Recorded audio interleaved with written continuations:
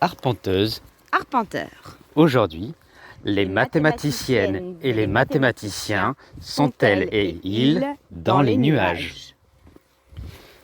Les mathématiques sont la science abstraite par excellence, réputée pour leur rigueur et l'universalité de leurs démonstrations. Les objets mathématiques semblent exister indépendamment des contingences du réel, et les mathématiciennes semblent être dotées d'une intelligence supérieure. Elles mènent des raisonnements complexes qui les isolent du monde au sens propre comme au figuré. C'est vrai que c'est la première impression qu'on pourrait avoir quand on pense à la figure des mathématiciens et des mathématiciennes. Pourtant, il est aussi évident que les mathématiques ont des applications très concrètes, matérielles et pratiques. On dit d'ailleurs souvent des mathématiciens qu'ils sont, entre guillemets, carrés, entre guillemets, cartésiens, en ce sens qu'ils seraient parfaitement rigoureux et qu'ils auraient donc les pieds sur terre. On voit donc une opposition avec la figure du mathématicien dans les nuages et la figure du mathématicien les pieds sur terre.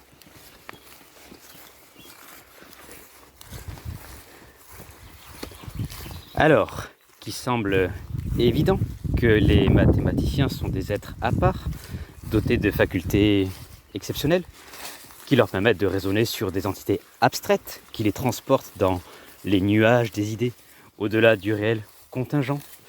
Ne doit-on pas cependant reconnaître que l'on dit aussi à l'inverse que les mathématiciennes établissent des énoncés dont les applications innombrables permettent d'agir concrètement et efficacement sur le monde réel, ont en réalité les pieds bien ancrés sur terre. Cette problématique nous permettrait de construire un raisonnement en suivant le plan suivant. Tout d'abord, on pourrait insister sur l'idée que les mathématiciennes sont dans les nuages, qu'elles raisonnent sur des entités abstraites et universelles qui n'appartiennent pas au monde réel, concret et contingent. Puis dans un second temps, on pourrait souligner qu'au contraire, dans une opposition presque radicale, les mathématiciens pratiquent la science dont les applications sont les plus efficaces pour agir très concrètement, très matériellement sur le monde réel.